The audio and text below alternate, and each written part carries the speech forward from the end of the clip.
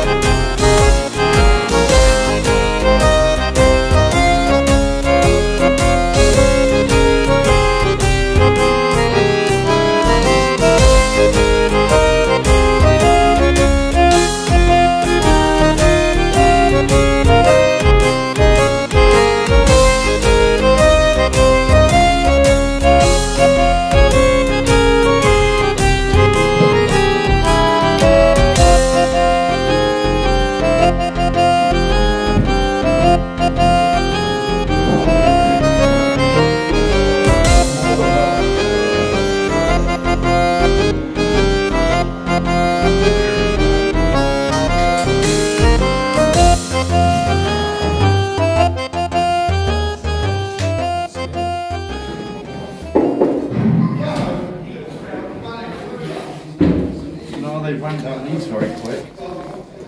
This is the Tudor staircase, and this is the Tudor kitchen. And this staircase goes up to the governor's quarters, which we'll be going to soon. This is where the ghost of Maud resides.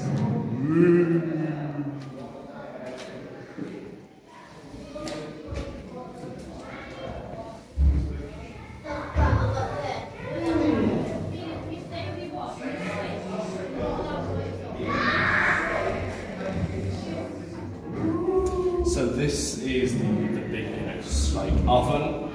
They would have had the pig or whatever roasting on there. If you come over here, you can see the bread oven in there. And there is two known ghosts who haunt the kitchen. One of which is Maud, the kitchen maid, and the other one is the head chef, who's still supposedly meant to haunt these halls.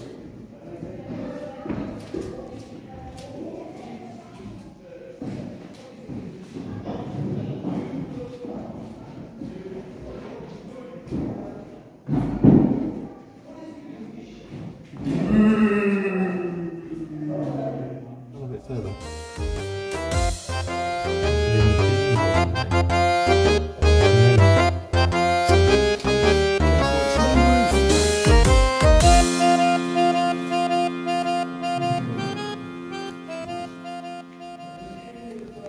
That's probably some sort of waste disposal. That's bright. Waste disposal or something. But we will now head up to the governor's quarters.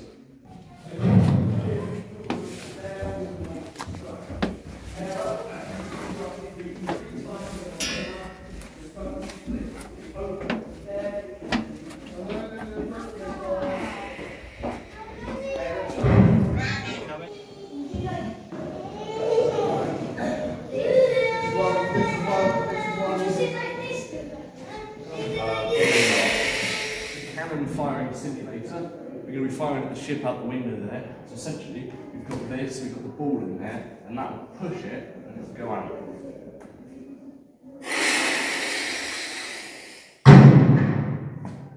And that's a ship down. Let's move on.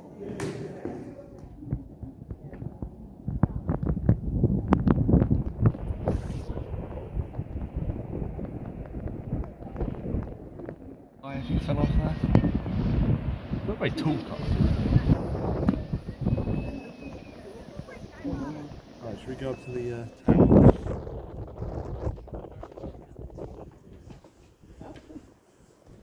So this fireplace is actually very well put in because the crenellations on the roof, the actual chimney is in part of one of them. So, but no, you had a pretty good vantage point. You could see all over the ocean, all over Falmouth Bay, all of that quite clearly.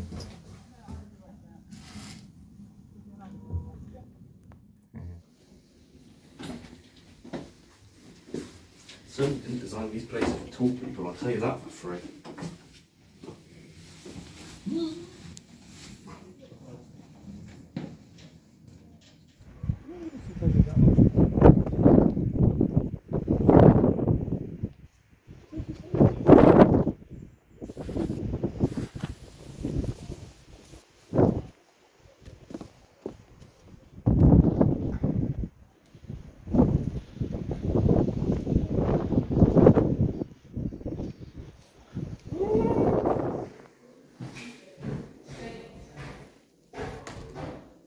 Boom! This is a priest hole, apparently. Not very big, mind. Massive hole in the floor as well.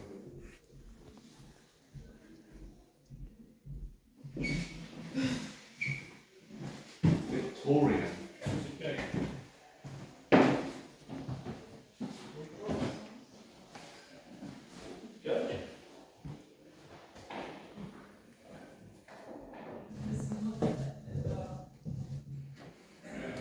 So this is the portcullis, and what's on the 1p coins, the old ones, that drop down, you couldn't get in. This is the staircase that connects to the really small one, and this is the governor's quarters of the castle, obviously much nicer and much grander. Back through there is where we were with the priest hole, or the toilet, whichever one we decided, whichever one it was, and this is where the governor goes towards.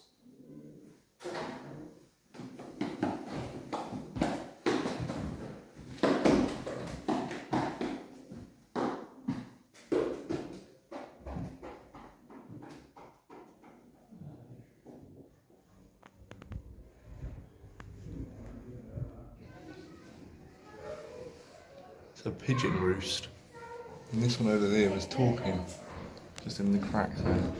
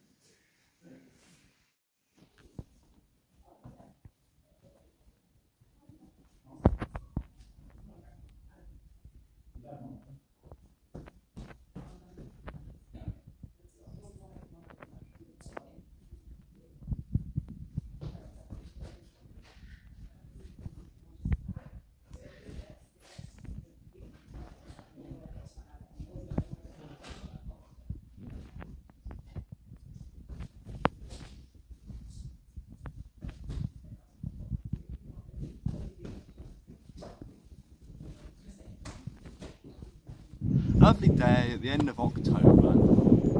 Just saw a butterfly, this weather at the end of October. But what we see here, if you go over there, we can see that this was actually World War II battlements preparing for German invasion of the south coast of England. We'll go and have a look at some more.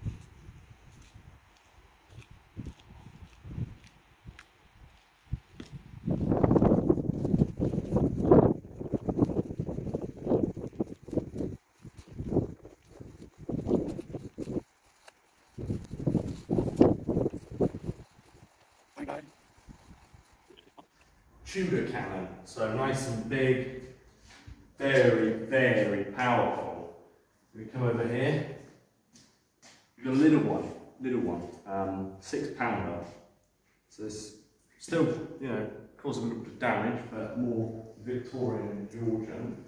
Then we go to a 6 pounder gun. Once again, a Victorian one for maybe more for the pirate ships. This one's a Napoleonic one, so if you ever see Napoleon or whatever, this is the kind of thing that they would use. Also the Crimean War, they had cannons like that. Then you come back here, you've got the rat at the end. It's a rapid fire, 15 rounds a minute, World War II kind of artillery weaponry positioned along the coast. We're going to go and see a couple more, it's a bit bigger than this one, probably a little bit slower, but that's the history of cannons here at Pendennis. Huge, great big Victorian cannon here. So this cannon was able to disappear when the enemies were invading. It wasn't exactly the fastest, but it would move around, the cannon would come around, move around, and it would point its gun down there. And they would go up to the top there, they would load it, they would spin it back round again, and they were able to fire it once again. Like I said, not very quick firing, and they had to replace them by World War II.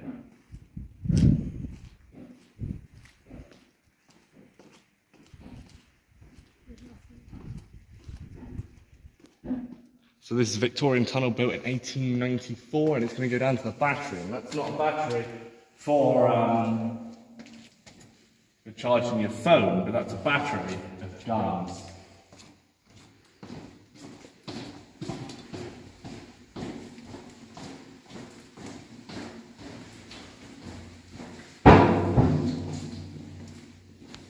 Going down further and further.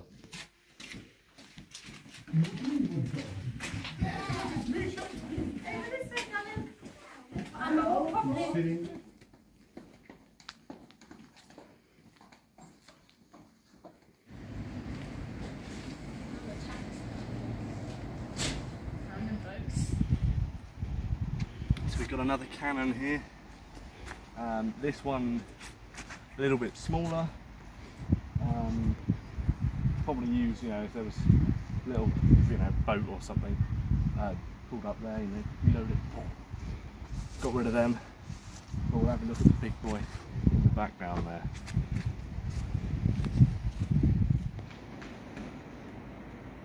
So the big guns then, literally. The big artillery used for destroying destroyers, taking down those aircraft carriers or whatever. Pulling up down there, I mean, you can see some of the bigger ships. If you look out there, there's an example of some of the ships that could be pulling in here. It's quite deep water, so they wouldn't have to worry about, sinking or anything. But this thing could turn. I mean, it had a turntable down there that would be able to rotate around, being able to aim at all angles. And, it would take quite a lot of men to, put the shell in there and fire it. I mean, this wouldn't be very quick at firing, I can't imagine. The castle, this one behind me, is supposedly home to at least eight different ghosts. I mean, we've mentioned Maud from the kitchen who fell to her death, but there was also obviously the kitchen maid and a couple of the governors of the castle. It was constructed by Henry VIII, part of the King's Henrican programme, and this was to thwart invasion by the French and the Holy Roman Empire. It was then upgraded when the threat of the Spanish increased, and then during the Civil War it was held by the Royalists as a kind of compound, and the most haunted locations are the staircase, which is like that big, the kitchens, which we've been to, and the governor's quarters.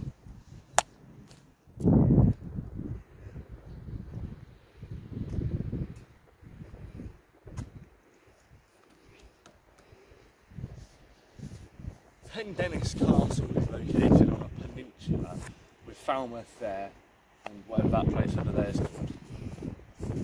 And it's in quite a commanding position, because over there you've got massive boats there. And I mean, pretending they're, you know, warships, destroyers or whatever, I mean, you can shoot them down pretty easily. And, you know, going up to the top of the tower, having quite the vantage point. It's a very impressive place.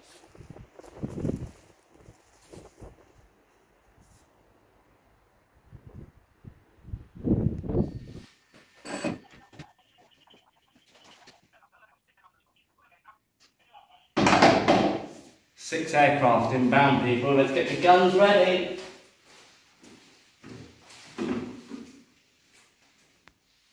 I go up all night thinking this don't turn on. What actually is the place down there? Because there's a place below this. That's the place we just had. No, there's a Over view. there, I don't know. Like a viewpoint. See France? More over there,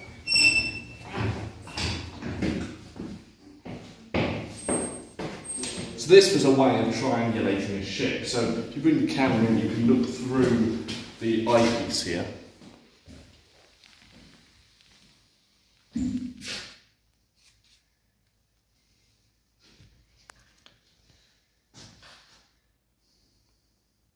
And basically what you're looking at is you're looking at the ocean. You can move the gun around, and say the ship was about there. You'd then be able to move these. Unfortunately you can't on this, but then you'll be able to see, right, I can see that it's at that magnification, and using a couple of maths equations we can actually work out that the ship is there in 48, which means we need to contact the phone thing. Let me just hello. Yeah, I'm kind of filming a video at the moment, so yeah.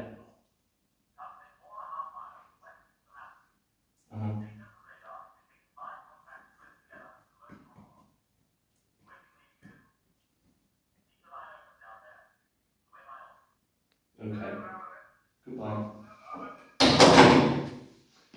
Well, that was unexpected. Let's move on to the next place.